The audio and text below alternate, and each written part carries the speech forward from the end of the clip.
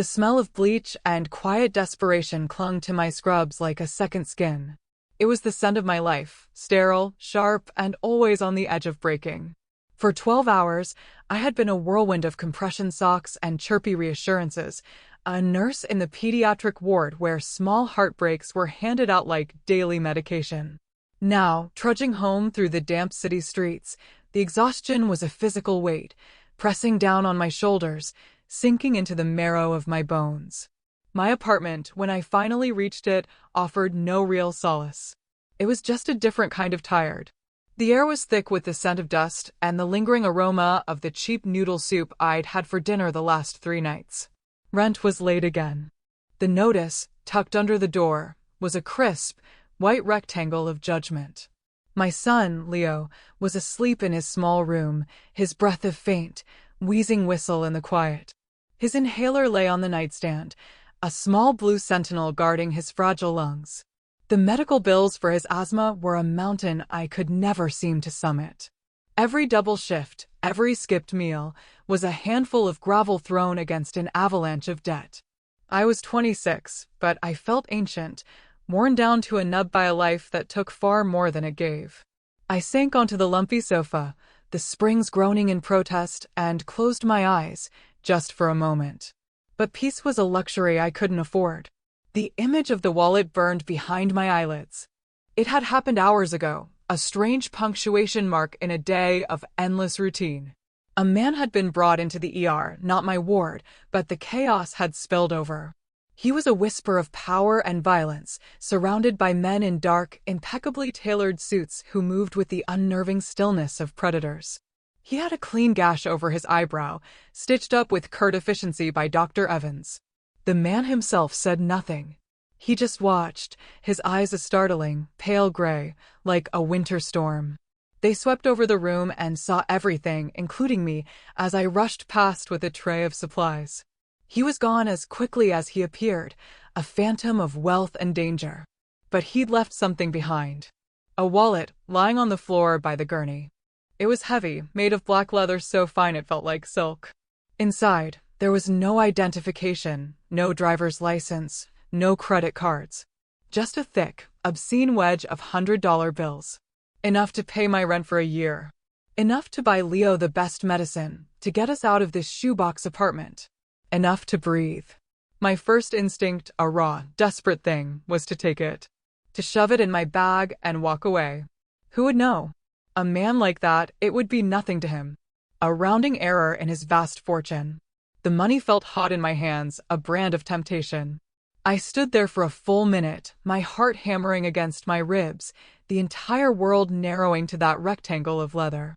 But then the image of Leo's face swam into my vision, his trusting eyes, the way he believed I was the strongest person in the world. What kind of strength was built on theft? With a sigh that felt like it tore something loose inside me, I had walked to the front desk and handed it to the charge nurse, my hands trembling.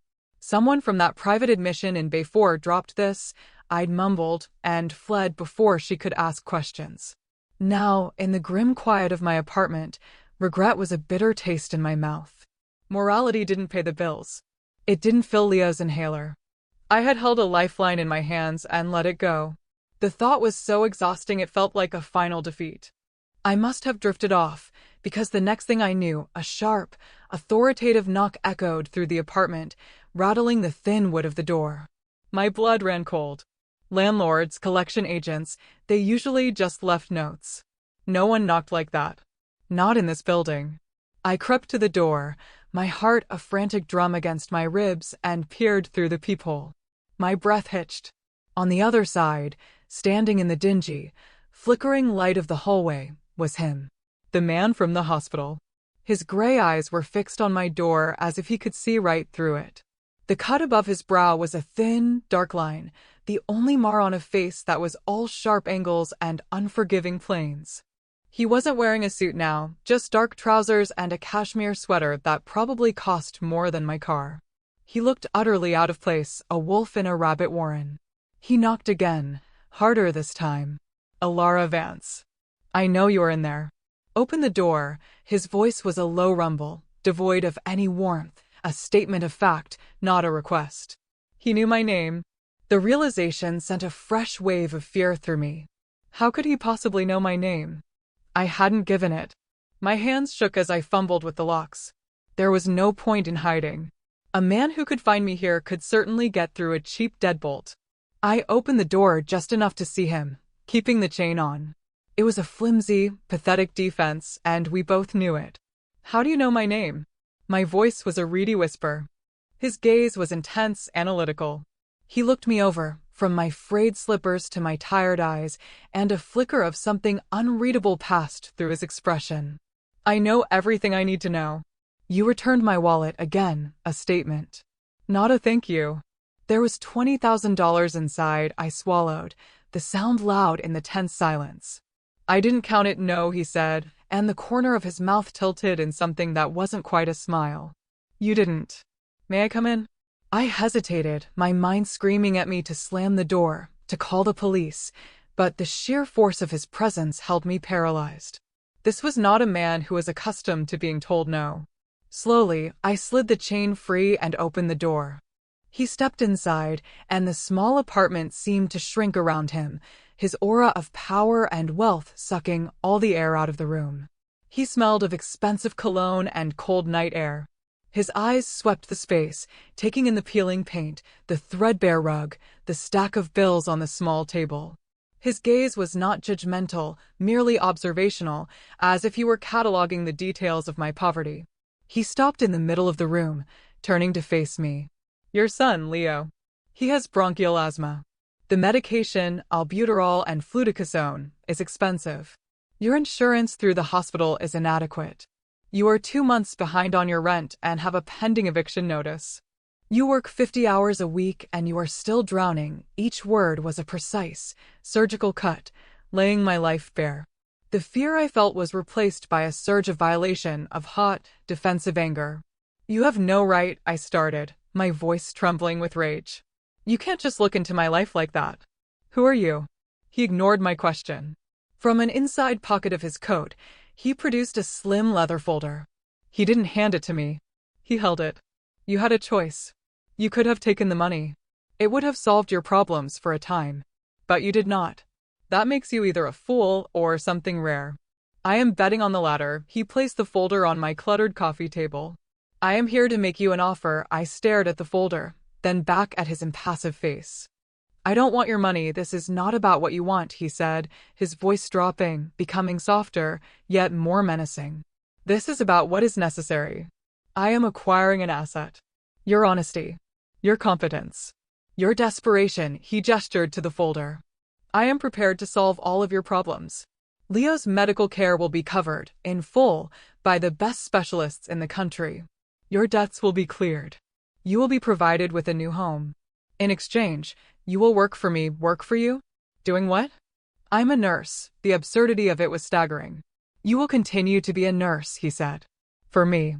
When I require it, he paused, his gray eyes locking onto mine, and the force of his will was a physical blow. This is not a negotiation, Miss Vance. Your old life, the one of struggle and fear, is over. One way or another, the veiled threat hung in the air between us, thick and suffocating. He was offering me a golden cage, and the alternative, I knew with chilling certainty, was far worse. My choice had been made the moment he knocked on my door. The next 48 hours were a blur of surreal efficiency. 2 men, as quiet and imposing as their employer, arrived at my apartment. They did not pack my things, they erased them. My worn furniture, my chipped dishes, my threadbare clothes, it was all disposed of. They gave me a single suitcase and told me to pack only the essentials for myself and Leo. Everything else, they assured me, would be provided. Leo, bless his innocent heart, thought it was a grand adventure. He was excited by the strange, quiet men and the promise of a new house with a big yard where he could run without his chest tightening.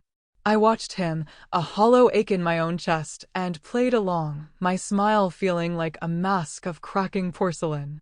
I was a ghost in my own life, watching it be dismantled by forces I couldn't comprehend.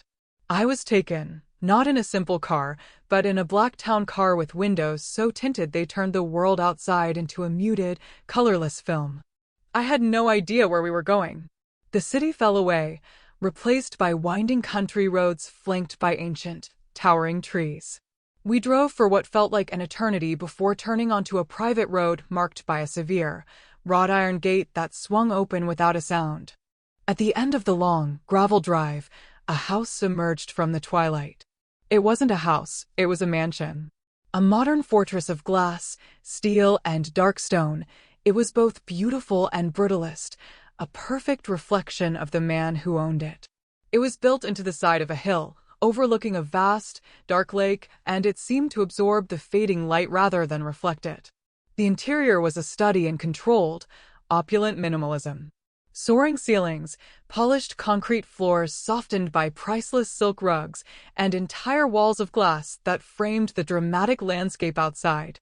It was breathtakingly beautiful, and it felt as welcoming as a mausoleum. An older man with kind eyes and a ramrod-straight posture met us at the door. He introduced himself as Marcus. "Mr. Thorne is waiting for you," he said, his voice a gentle counterpoint to the house's severity. He was, I would learn, the loyal lieutenant, the calm center of Julian Thorne's violent world. Marcus led us to a suite of rooms that were larger than my entire apartment.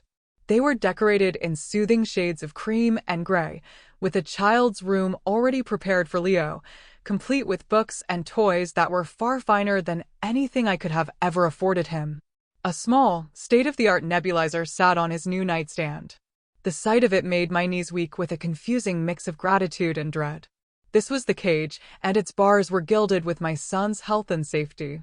For 2 days, I saw nothing of Julian Thorne. I was a prisoner, albeit a comfortable one. I walked the sterile halls, explored the silent, immaculate rooms, and looked out at the impenetrable forest that surrounded the property. Marcus was my polite, ever-present warden. He answered my practical questions, but deflected any personal ones about his employer. "Mr. Thorne is attending to business," was all he would say. It was on the 3rd night that my purpose here became terrifyingly clear. I was woken from a shallow, restless sleep by a commotion in the hall. Low, urgent voices. The sound of a heavy body being helped along. I slipped out of bed, my heart pounding, and opened my door a crack. 2 of Julian's men were supporting him between them. His face was pale and slick with sweat, his dark sweater stained with a patch of glistening, wet blackness. Blood. So much blood. His storm-gray eyes found mine across the hall, and they were clouded with pain, but still held that unnerving intensity. "Get her," he rasped, his voice a shredded version of its usual commanding tone. Marcus was suddenly at my side. "Alara. He needs you. He's been shot. We can't take him to a hospital," the nurse in me took over, shoving the fear and confusion into a small, tight box. I was moving before I even consciously decided to, my mind shifting into the familiar, focused calm of a medical emergency. "In his room. Lay him on the bed. I need light, sterile water, towels, and the medical kit Marcus showed me yesterday." My voice was crisp, professional. In this, at least, I had power. I knew what to do. His bedroom was as vast and impersonal as the rest of the house, dominated by a massive bed and another wall of glass that looked out into the blackness. They laid him down, and I went to work. The bullet had gone through his side, a clean but nasty wound that was bleeding profusely. The men hovered, their anxiety a palpable force in the room, but Marcus dismissed them with a sharp nod. "Give her space." For the next hour, there was only the sound of my quiet instructions, the tearing of gauze, and Julian's ragged, pain-filled breaths. My hands were steady as I cleaned the wound, packed it, and bandaged it tightly. He never once cried out, but I could feel the tremors of agony that racked his body under my touch. His skin was hot with the first hints of fever. When I was finished, I looked up to find him watching me, his jaw clenched, his face a mask of pale, stoic endurance. "You're good at your job," he said, his voice strained. "It's what I do," I replied, my own voice softer now, the adrenaline beginning to fade. I gently brushed a damp strand of hair off his forehead. It was an instinctive, caring gesture, the kind I would give to any patient, but the moment my fingers touched his skin, the air crackled with a different kind of tension. His eyes flared, and his hand shot out, grabbing my wrist. His grip was surprisingly strong, a chain of fire around my skin. "Don't," he whispered, though what he was warning me against, I didn't know. Pitying him? Touching him? Seeing him like this, so utterly vulnerable? He held my wrist for a long moment, his thumb stroking absently over my pulse point, his gaze locked on mine. In his eyes, I saw not just pain, but a deep, profound loneliness that echoed the one inside my own heart. Then, as quickly as he had grabbed me, he let go, his hand falling back to the bed, his eyes closing in exhaustion. Over the next few days, the dynamic between us shifted. I was no longer just his prisoner, I was his caretaker. The fearsome, untouchable man was now dependent on me for everything. I changed his dressings, monitored his fever, and brought him his meals. In his fevered state, the iron walls he kept around himself began to crack. Sometimes he would talk in his sleep, murmuring names and places I didn't recognize. Other times, he would wake from nightmares, his body rigid, a sheen of cold sweat on his brow, and he would only relax when I was there, my hand on his arm, my voice a low, soothing murmur in the dark. I saw the scars that littered his torso, old wounds that told a story of a violent life. I saw the vulnerability he hid from the world. And against all reason, against every instinct for self-preservation, I felt something other than fear begin to take root. A reluctant compassion. A dangerous curiosity. I was seeing the man behind the monster, and he was more complex and broken than I could have imagined. One afternoon, as he was finally lucid and the fever had broken, Marcus came to speak with me in the library. It was a cavernous room, lined with books that I suspected were more for appearance than for reading. He stood by the window, looking out at the gray lake. "You should know what you are in the middle of, Alara," he said, his voice grave. "Julian would not tell you this, but you are not safe. And it is no longer just about him." He turned to face me, his kind eyes filled with a weary sadness. "The man who did this to him, his name is Dmitry Volkov. He is a rival. A man with no honor. He believes Julian has something that belongs to him. And now he knows about you and your son." The world tilted on its axis. "Me? Why me? We have nothing to do with this. To a man like Volkov, you are not a person. You are leverage," Marcus explained patiently. "He sees you as a weakness he can exploit. Julian brought you here to protect you, not just to employ you. This place is a fortress. But Volkov is persistent." He paused. "There is also the matter of your ex-partner. Leo's father." My blood froze. "Rick? What about him?" "He has significant gambling debts," Marcus said gently. "Debts owed to Dmitry Volkov. It seems Volkov has been aware of your connection for some time. He likely believes your sudden disappearance is connected to Julian paying off those debts. He thinks you are already Julian's property. The violation was a physical sickness, churning in my stomach. My past, my present, my future, all of it tangled up in this violent, ugly world I had stumbled into. I was a pawn in a game I didn't even know was being played. Later that evening, Julian summoned me to his room. He was sitting up in bed, looking stronger, his color returned, the command back in his eyes. "Marcus told you," he stated. It wasn't a question. I nodded, unable to speak. I felt a confusing mix of anger and a strange, burgeoning trust. He had brought me here to protect me. The thought was both terrifying and oddly comforting. "He also should have told you that I have been investigating you since the moment you walked away from my wallet," Julian continued, his voice even. "I know about Rick. I know he left you with thousands in debt. I know he hasn't paid a cent in child support. I know he sold the car you relied on to get to work. I know everything, Alara." I sank into the chair by his bed, my legs giving out. "Why?" I whispered. "Why go to all that trouble?" He looked at me, and for the first time, the mask of cold control slipped entirely. His gray eyes were raw, filled with an emotion I couldn't name. "Because in my world, people are tools or threats. They are greedy or treacherous or weak. You were none of those things. You held a fortune in your hands when you had nothing, and you gave it back. I had to know why. I had to understand." He looked away, out the vast window at the darkening sky. "I don't expect you to understand. But your safety, and the boy's safety, is now my responsibility." A week later, Julian was back on his feet, his movements still stiff but his strength returning. The threat of Dmitry Volkov, however, had not faded. It hung over the house like a shroud. One evening, Julian called me and Marcus into his study. The room smelled of leather and whiskey. He stood before a roaring fire, a map of the city spread across a massive oak desk. "Volkov is getting impatient," Julian said, his voice flat and hard. "He's making noise, trying to find you. We need to end this. And you, Alara, are going to help me." My stomach plummeted. "Me? What can I do?" "You are going to make a phone call," he said, turning to face me. His eyes were like chips of granite. "You're going to call Rick. You're going to tell him you've come into some money and you want to meet. You'll say you want to give him a share, to get him out of trouble for Leo's sake. He's weak and greedy. He won't be able to resist, and then what?" I asked, my voice barely a whisper. "And then you will lead him to a place I choose.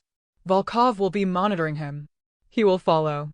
And my men and I will be waiting." He wanted me to be bait.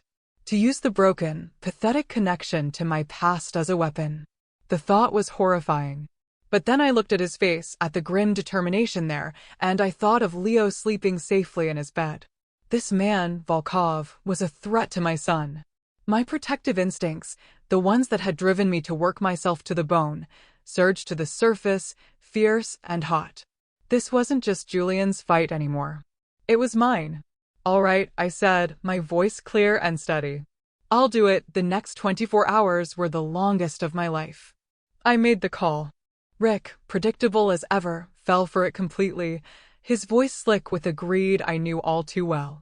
The meeting was set for the following night at a deserted warehouse district by the docks. Julian walked me through the plan a dozen times.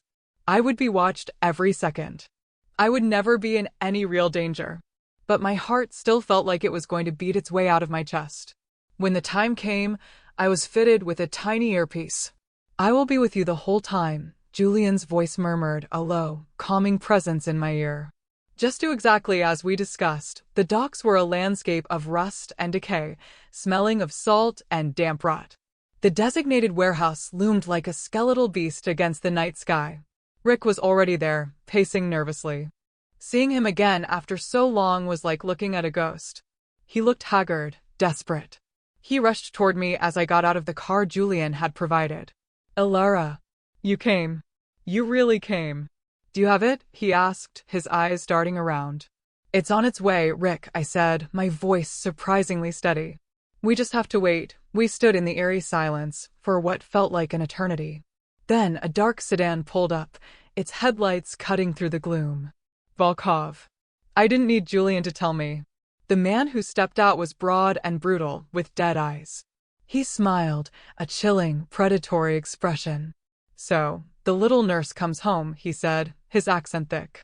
"And she brings a gift for her new master." Before Rick could even react, the night exploded. Figures in black tactical gear swarmed from the shadows, silent and lethally efficient.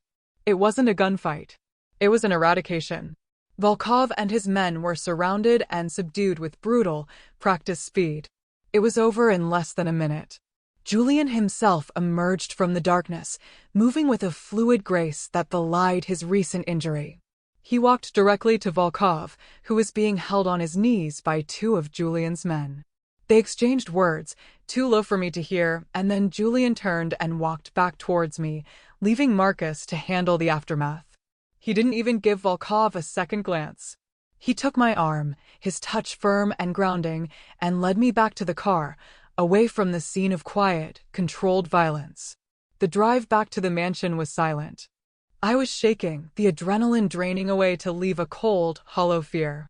He had used me, but he had also protected me. He had eliminated a threat to my son. When we arrived, he led me not to my room, but to the vast living area with its wall of glass. The sun was just beginning to rise, painting the sky in shades of bruised purple and soft rose. He poured 2 glasses of whiskey, handing one to me. I took it, the glass cool against my trembling fingers. "It's over," he said. "Volkov will no longer be a problem. Neither will Rick. They're gone. The word was so simple, so final. I didn't ask what it meant. I didn't want to know. He stood before me, the rising sun backlighting his formidable silhouette. You have a choice to make, Alara. The threat is neutralized. I can give you a new life anywhere you want. A house, a trust fund for Leo that will set him up for life. You would never have to worry about money again. And you would never have to see me again. The offer hung in the air. Freedom. Safety. A return to a normal, quiet life. Everything I had ever dreamed of. I could take Leo and go. I could forget the last few weeks, forget the violence, forget the feel of his hand on my wrist, the vulnerability in his eyes when he was hurt. I could go back to being just a nurse, just a mother. I looked around the vast, beautiful room. This gilded cage. It was a prison, but in the last few weeks, it had also become a sanctuary. My old life wasn't freedom. It was a slow, grinding death of desperation. It was choosing between rent and medicine. It was constant, gnawing fear. Here, with this dangerous, complicated man, I had been afraid, yes. But for the first time in a very long time, I had not felt helpless. I thought of his quiet protection, the way he had looked at me when I tended his wound, the startling revelation that he had brought me here to keep me safe. He was a monster to the rest of the world, a man who dealt in violence and fear. But to me, he had shown a side he showed to no one else. A strange, possessive, but unwavering protectiveness. And the other choice? I asked, my voice quiet but firm. He took a step closer, his gray eyes searching mine. The other choice is you stay. Here. With me. You and Leo. You would have everything. But you would belong to me. My world would be your world. The danger, the darkness, all of it, there it was. The truth of it. Not a job. Not a temporary arrangement. Possession. It should have terrified me. Instead, a strange sense of calm settled over me. It felt like the final piece of a puzzle clicking into place. I took a sip of the whiskey, the fiery liquid steadying my nerves. I met his gaze, unflinching. My old life was killing me slowly, I said. At least here, I feel alive. A flicker of something, surprise, relief, triumph, crossed his face before the mask of control settled back into place. He reached out and gently took the whiskey glass from my hand, setting it aside. His fingers brushed mine, and this time, the touch lingered. I will not be an easy man to live with, Alara, he warned, his voice a low murmur.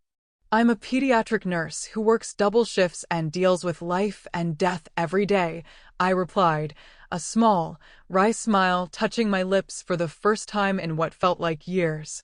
I'm tougher than I look. He placed his hand on my cheek, his thumb gently stroking my skin. His touch was not cold, but warm, possessive, a brand of ownership I was willingly accepting. Yes, he said, his voice soft with a meaning that went far beyond the simple word. You are, in that moment, looking into his stormy eyes, I knew I had not been taken from my life. I had been rescued from it. And my new life, however dangerous, was just beginning. I was no longer a victim of circumstance. I was making a choice. I was choosing the monster, the cage, the storm. I was choosing home.